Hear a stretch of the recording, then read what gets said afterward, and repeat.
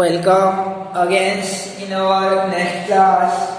तो इसके पहले क्लास में देख रहे थे हम लोग की प्रॉपर्टीज ऑफ ट्रांजिशन एलिमेंट्स यानी संक्रमण तत्वों का अभिलाक्षणी गुण। उसमें आपको चुंबकीय गुणधर्म के बारे में बताया गया था।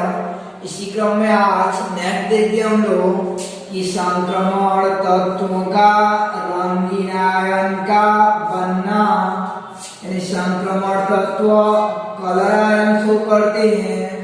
ये क्वेश्चन भी आ जाता है, यानी ऐसा प्रश्न आएगा आपका कि संक्रमण तत्व रंगीन आयन बनाते हैं क्यों, ये प्रश्न आ जाता है।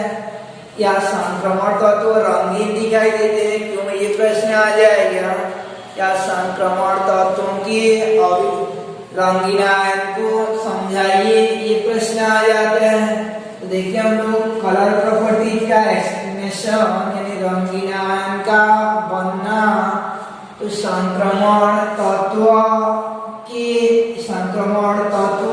या आयन के जो 5 दिक्कक्षक रहते हैं, 5 दिक्कक्षक जो रहते हैं dxy, yz, zx, dx square minus y square और dz स्क्वायर, यानी d के जो 5 कक्षक रहते हैं, ये 5 कक्षक की पहले ऊर्जा जो है लगभग समान रहती है, लगभग ऊर्जा समान रहती है। लेकिन इनके समीपस्थ जो है कोई संक्रमण तत्व या आयन के प्रारंभ में दिक्कक्षकों की ऊर्जाएं लगभग समान रहती है, लेकिन इनके समीपस्थ कोई लिगेंड आ जाता है, यानी जो इनके साथ अतिव्यापन करता है। आने वाला चैप्टर में पढ़ेंगे लिगेंड या सहलग्नी कि जो सहसंयोजी बंध बनाता है, यानी डी ब्लॉक के संक्रमण आयन को अपना एकाकी इलेक्ट्रॉन में प्रदान करता है और सहसंयोजी बंध बनाता है, उसे सहलग्नी या लिगेंड कहते हैं। जैसे ये आयरन जो है NH3 के साथ जुड़ता है, मान लो तो ये NH3 अपना एकाकी इलेक्ट्रॉन ये आयरन को प्रदान कर देता है, तो ये NH3 को सहलग्नी या लिगेंड कहा जाता है, जो एकाकी इलेक्ट्रॉन प्रदान कर सहसंयोजी बंध बनाते हैं, उन्हें सहलग्नी या लिगेंड कहते हैं। तो जब इस जो केंद्रीय धातु यानी जो इलेक्ट्रॉन ग्रहण करता है उन्हें केंद्रीय धातु आयन कहते हैं। तो केंद्रीय धातु आयन के दिक्कक्षकों की ऊर्जाएं प्रारंभ में लगभग समान रहती है, ये ऊर्जाएं जो लगभग एक समान रहती है, लेकिन इनके समीपस्थ जब सहलग्नी या लिगेंड पहुंचती है, इनके समीपस्थ जब सहलग्नी या लिगेंड पहुंचती है, तो ये अलग अलग ऊर्जा स्तर वाले कक्षकों में विभाजित हो जाती है, यानी अलग अलग ऊर्जा स्तर वाले कक्षकों में विभाजित हो जाती है, जिसे कि क्रिस्टल क्षेत्र विपाटन कहा जाता है। यानी कुछ जो है कुछ ऊर्जाएं जो है कम हो जाती है और कुछ ऊर्जाएं जो है उच्च हो जाती है, अलग अलग हो जाती है।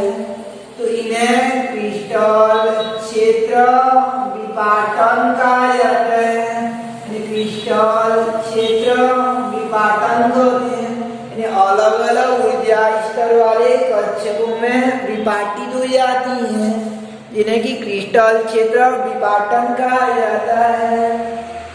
तो ये रंगीन आयन को समझाने के लिए हमको 3 चीजों को समझाना पड़ता है।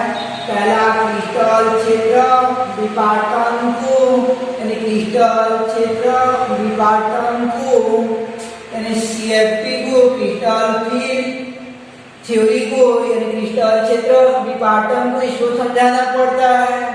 दूसरा कि DD संक्रमण को समझाना पड़ता है, और तीसरा कि समझाएंगे हम लोग रंगीन आयन कैसे होता है, उसको जो है इन 3 चीजों को पढ़ना पड़ता है। तो पहले क्रिस्टल क्षेत्र विपाटन को देखते हैं।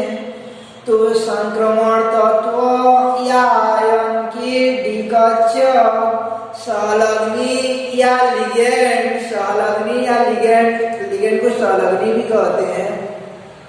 तो संक्रमण तत्व या आयन के डिकक्षक सहलग्नी या लिगेंड के प्रभाव से दो अलग अलग ऊर्जा स्तर वाले कक्षकों में विपाटित हो जाते हैं, जिन्हें की क्रिस्टल क्षेत्र विपाटन कहते हैं, जिन्हें की क्रिस्टल क्षेत्र विपाटन कहते हैं।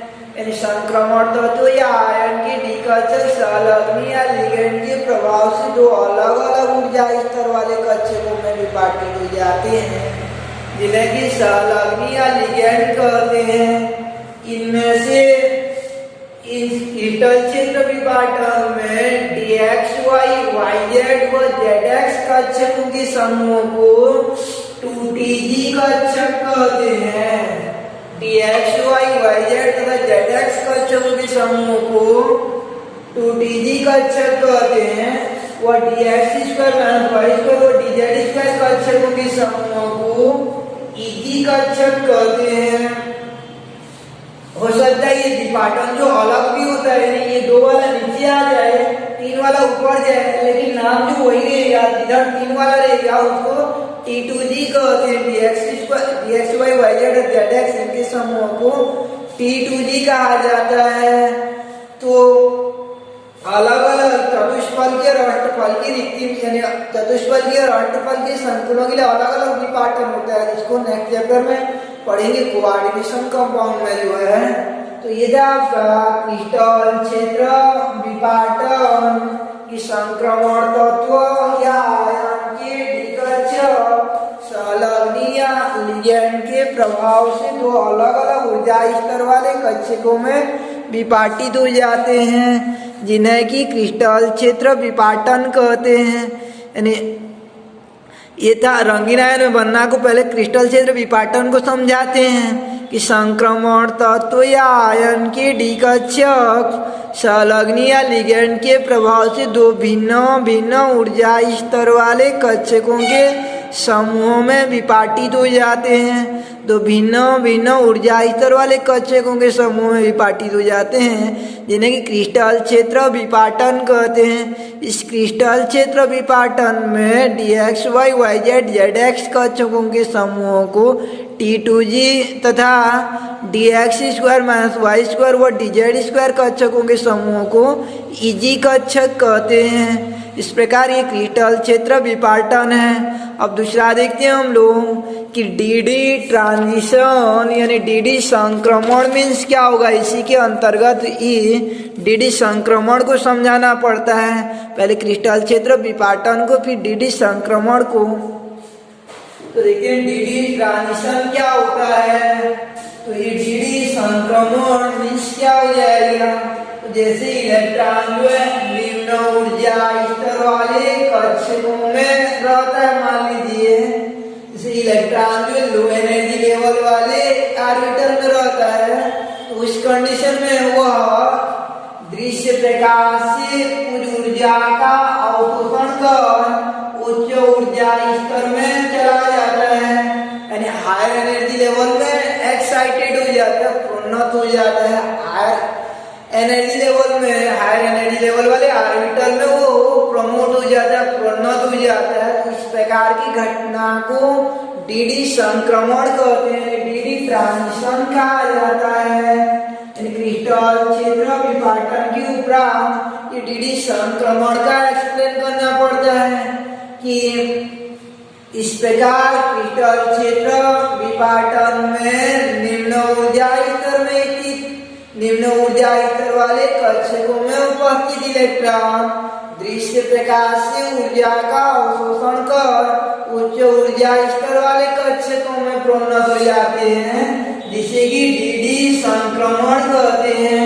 जिसे कि dd संक्रमण कहते हैं कि निम्न ऊर्जा स्तर वाले कक्षकों में उपस्थित इलेक्ट्रॉन दृश्य प्रकाश से ऊर्जा का अवशोषण कर उच्च ऊर्जा स्तर वाले कक्षकों में प्रोन्नत हो जाते हैं, जिसे कि dd संक्रमण कहते हैं। तो dd संक्रमण मीन्स क्या हो गया आपका कि इस प्रकार से क्रिस्टल क्षेत्र विपाटन इस प्रकार क्रिस्टल क्षेत्र विपाटन में इलेक्ट्रॉन दृश्य प्रकाश से ऊर्जा का अवशोषण कर निम्न ऊर्जा स्तर वाले कक्षकों से उच्च ऊर्जा स्तर वाले कक्षकों में प्रोन्नत या उत्तेजित हो जाते हैं, जिसे कि डीडी संक्रमण कहते हैं। इस क्रिस्टल क्षेत्र विपाटन में इलेक्ट्रॉन दृश्य प्रकाश से ऊर्जा का अवशोषण कर निम्न ऊर्जा स्तर वाले कक्षकों से उच्च ऊर्जा स्तर वाले कक्षकों में प्रोन्नत हो जाते हैं, जिसे कि डीडी संक्रमण कहते हैं। तो इस प्रकार ये था आपका डीडी संक्रमण। तो डीडी संक्रमण अब एक्सप्लेन हो गया। तो इस डीडी संक्रमण के दौरान दृश्य प्रकाश से अवशोषित रंग का पूरक रंग उस संक्रमण आयन के रंग के रूप में परिलक्षित होता है। संक्रमण आयन का कलर किस फॉर्म में दिखाई देगा? इस डीडी संक्रमण जो हो रहा है इस दौरान जो प्रकाश अवशोषित होगा उस अवशोषित प्रकाश का पूरक रंग जो है हमको संक्रमण आयन के रंग के रूप में दिखाई देता है। या कौन सा रंग प्राप्त होगा इसकी व्याख्या जो है एक मनसेल तंत्र द्वारा की जाती है। वैब्योर द्वारा किया जाता है। वायु वायलेट कलर अगर अवशोषित होता है तो उस समय उसका संपूरक येलो कलर का रंग जो हमको दिखाई देगा। मान लीजिए वह ब्लू कलर का होता है तो उसका अपोजिट जो है ऑरेंज कलर दिखाई देगा। और ग्रीन कलर होता है, ग्रीन कलर अगर अवशोषित करता है तो उसका पूरक जो है रेड कलर दिखाई देगा। या रेड कलर अगर एब्जॉर्ब होता है तो ग्रीन कलर दिखाई देगा। इस तंत्र को मनसेल तंत्र कहते हैं। कि इसकी डीडी संक्रमण के दौरान जो ऊर्जा का अवशोषण होता है उस ऊर्जा का संपूरक रंग इस संक्रमण तत्व के आयन के रूप में परिलक्षित होता है। यही कारण है कि संक्रमण तत्व रंगीन प्रकृति के होते हैं। संक्रमण तत्व रंगीन होते हैं। तो डीडी संक्रमण का एक्सप्लेन करने के पश्चात इस डीडी संक्रमण के दौरान इलेक्ट्रॉन द्वारा अवशोषित ऊर्जा के संगत रंग का संपूरक रंग संक्रमण तत्व या आयन के रंग के रूप में परिलक्षित होता है। इस प्रकार संक्रमण तत्व या आयन अधिकांशतः रंगीन दिखाई देते हैं। डीडी संक्रमण के दौरान इलेक्ट्रॉन द्वारा अवशोषित ऊर्जा के संगत रंग का संपूरक रंग जो है संक्रमण तत्व के आयन के रूप में परिलक्षित होता है। इस प्रकार अधिकांश संक्रमण तत्व रंगीन प्रकृति के होते हैं। तो ये था आपका। और इस रंग की पहचान की जाती है इलेक्ट्रॉन द्वारा अवशोषित संगत रंग के पूरक रंग की पहचान मनसेल तंत्र द्वारा की जाती है। VBGYOR द्वारा की जाती है। वैब्योर द्वारा वायलेट का ऑपोजिट येलो और ब्लू का ऑपोजिट ऑरेंज और ग्रीन का ऑपोजिट रेड कलर होता है। तो ये था आपका डीडी संक्रमण। तो संक्रमण तत्व रंगीन दिखाई देते हैं। उसकी व्याख्या पहले क्रिस्टल क्षेत्र विपाटन फिर जो डीडी संक्रमण फिर ये मनसेल तंत्र द्वारा की जाती है। तो स्टार्ट कीजिए हम लोग की संक्रमण तत्व या आयन के डिकक्षक संलग्न या लिगेंड के प्रभाव से तो अलग अलग ऊर्जा स्तर वाले कक्षकों में विपाटित हो जाते हैं, जिसे कि क्रिस्टल क्षेत्र विपाटन कहते हैं। इस क्रिस्टल क्षेत्र विपाटन में DXY, YZ तथा ZX कक्षकों के समूह को T2G तथा DX2-Y2 व DZ2 कक्षकों के समूह को EG कक्षक कहते हैं। इस प्रकार क्रिस्टल क्षेत्र विपाटन में निम्न ऊर्जा स्तर वाले कक्षकों में उपस्थित इलेक्ट्रॉन दृश्य प्रकाश से ऊर्जा का अवशोषण कर उच्च ऊर्जा स्तर वाले कक्षकों में प्रोन्नत हो जाते हैं, जिसे कि डीडी संक्रमण कहते हैं। इस डीडी संक्रमण के दौरान इलेक्ट्रॉन द्वारा दृश्य प्रकाश से अवशोषित ऊर्जा के संगत रंग के संपूरक रंग ही हमें संक्रमण तत्व के आयन के रूप में परिलक्षित होती है। यही कारण है कि अधिकांश संक्रमण तत्व रंगीन प्रवृत्ति के होते हैं। इस रंग की पहचान मंसेल तंत्र द्वारा की जाती है, यानी वायलेट का अपोजिट येलो और ऑरेंज का अपोजिट जो है आपका ब्लू और ग्रीन का अपोजिट जो रेड कलर होता है। इस प्रकार ये होता है आपका संक्रमण तत्व, रंगीन आयन होते हैं। अब यहाँ से क्वेश्चन आ जाता है, तथ्यात्मक प्रश्न आ जाता है कि Cu प्लस व Cu2 प्लस में कौन रंगीन होता है और क्यों। तो इसकी व्याख्या हम लोग कैसे करें, कौन रंगीन होता है बोल के, तो उसकी व्याख्या करते हैं, उसका एक्सप्लेन किया जाता है कि दोनों का पहले जो है इलेक्ट्रॉनिक विन्यास फिर ऑर्बिटल विन्यास करते हैं। उसके बाद देखते हैं जिसमें अयुग्मित इलेक्ट्रॉन होता है ना, उसी में dd संक्रमण संभव होता है, उसी में dd संक्रमण संभव होता है और वो रंगीन होते हैं, यानी वो कलरफुल होते हैं। जबकि जिनमें जो आपका जिनमें आपका नहीं रहता है, अर्थात जिनमें अयुग्मित इलेक्ट्रॉन नहीं रहेगा, सबकी सब डबल इलेक्ट्रॉन रहेंगे, जुड़ाई के रूप में रहेंगे, तो कलरलेस हो जाता है। इसलिए Cu प्लस कलरलेस होता है, यानी रंगहीन, और Cu डबल प्लस जो है कलरफुल हो जाता है, यानी रंगीन होता है।